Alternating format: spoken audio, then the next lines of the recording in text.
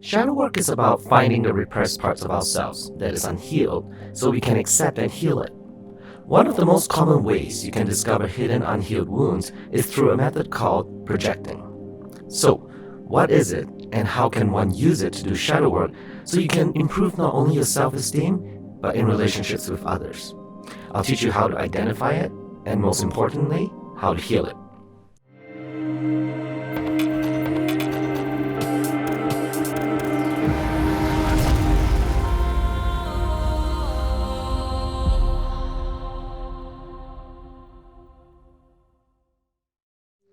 Namaste, Sacred Masters. I'm Dr. Aiwas Ukehi, Shadow Work NLP Manifestation Coach, and I'm here to help you with your shadow work and manifesting questions, as well as give you tips on new ways you can practice your self-growth.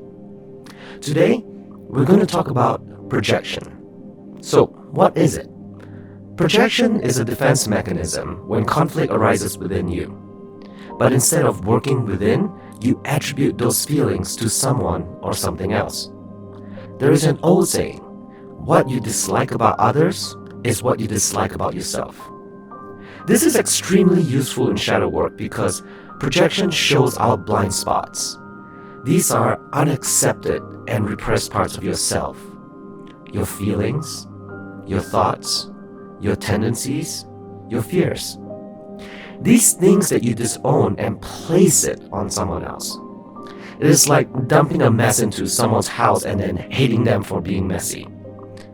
Psychologist Michael Brustein points to racism and homophobia as examples of projection, especially for people who feel inferior and have low self-esteem.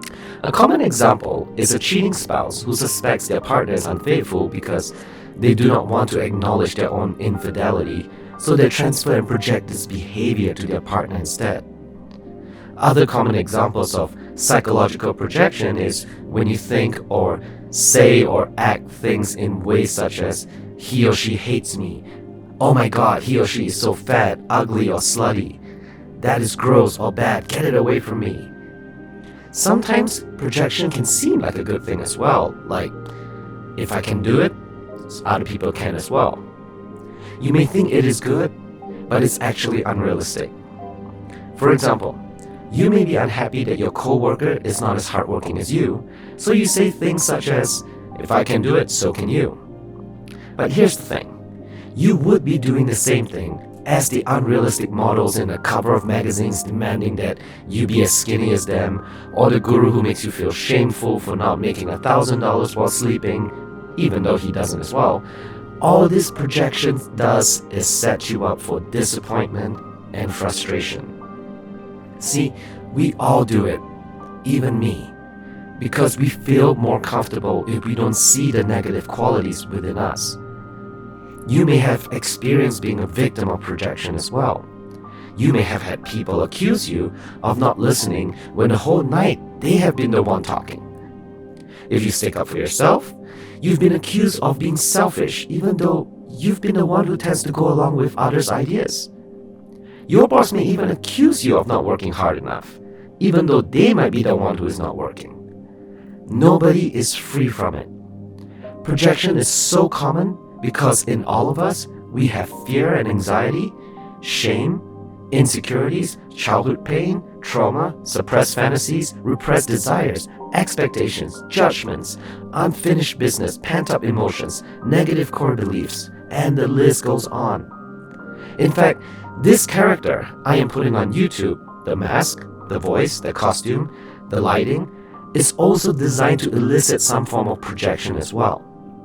Many have expressed not just an opinion, some of them very strong opinions and going as far as to call me names for wearing this and commonly hating the voice I use, even though it's my real voice combined with a masculine and feminine version of it.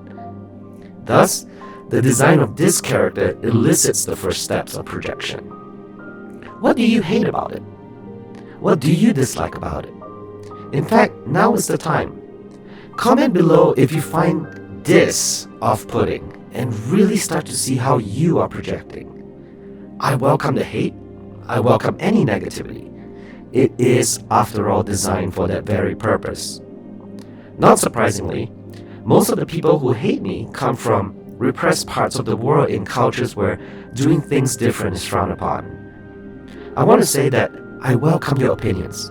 It is not a bad thing, but a great thing, because now is the time you can accept, feel it, and go deeper to look at what you really need to do shadow work on. Use your targeted opinions about me to learn new things about yourself. I am, after all, here for this very purpose, to help you discover things that you need to heal and grow.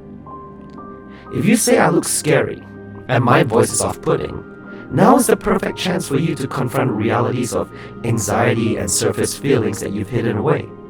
Since I pose no threat behind the screen, use whatever you are horrified with about me to cope with the real ones. Have an opinion about me. Feel superior to me. Find all my imperfections. But don't overlook your own faults and inadequacies, because this design fails if you don't. You see, we all do it to a degree, but we must understand it's not a bad thing. It does have some psychological value as well. And here, we'll get into real shadow work. Because while projection can be a conscious thing, much of it takes place in the subconscious, which is where we must go. The first step, as you expect, is the hardest one to take because you first have to invite the pain upon yourself. You can do it slowly. For example, if you hate my voice, you can just focus that hate on me first, and then slowly ease into that uncomfortable feeling. Because the full effect is suppressed, the unease never quite leaves you, so we must first feel those pain before we can heal from it and move from it. If your unease is not towards me, as long as you can recognize what you are projecting onto others, that's the first step. Because what we want is to take energies of condemnation and transmute it to compassion and enjoyment. So, how do we transmute these energies? Let's take it in 4 steps. Notice, ownership, beliefs, and benefits. We already covered notice. Notice what you are projecting onto others and be aware of your projections. Remember that the benefits to even just doing the first part is that you are training yourself for self-awareness, thus promoting acts of enlightenment. The more you do, the better it will be. The second part is ownership. Remember when I said to sit with these emotions? That's because by taking ownership of it and sitting with it, you get to know yourself better. Do not look at it as a bad thing or a negative thing. It is always hard to take ownership of what you deem negative, which is why you project in the first place. But notice the more you sit with it, the more you breathe through these negative emotions, you can literally feel these strong emotions pass.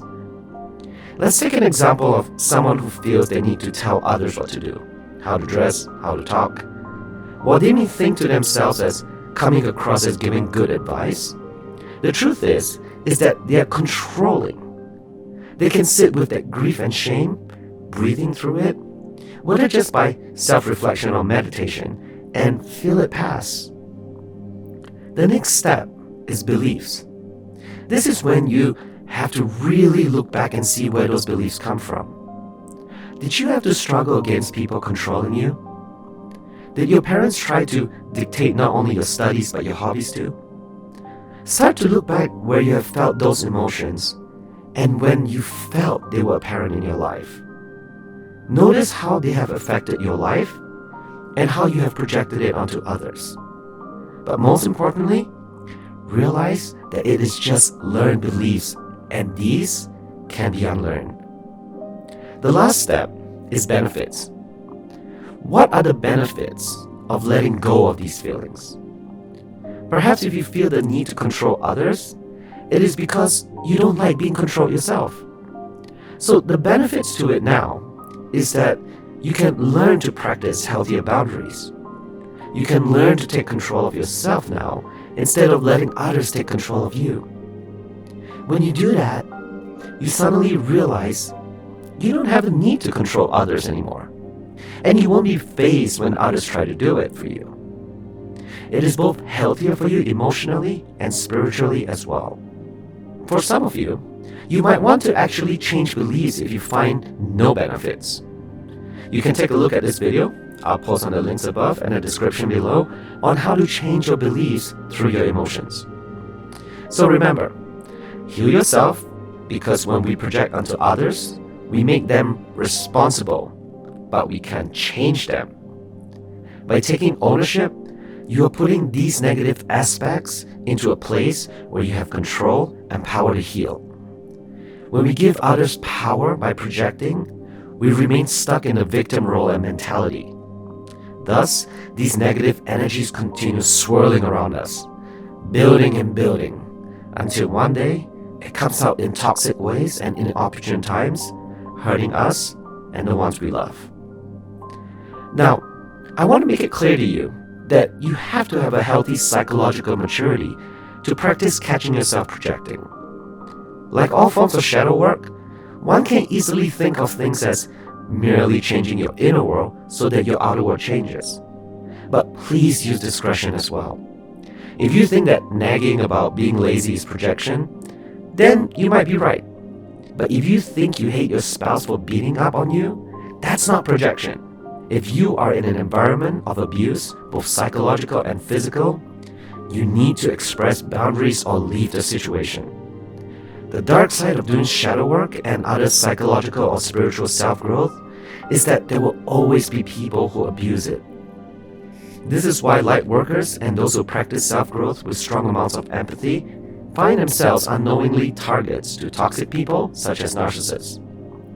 Vulnerable victims are accustomed to believing in others, which leads to gaslighting their own perceptions. Remember, there are some real problems in this world. There are some people with real psychological problems. Learn to distinguish between the two. Projection is a great way to identify things you need to work on. Oftentimes, when we sit with these feelings, we may find even deeper unhealed wounds stemming back to our childhood. This requires more than just a healing way I just taught you. If your wounds are deeper, you will want to take this free 7-day course I made into a playlist just for you. This includes meditations to really go deep down and heal older wounds. Remember, we, as shadow workers, are all in this together. I'll be here for you. See you there. Namaste.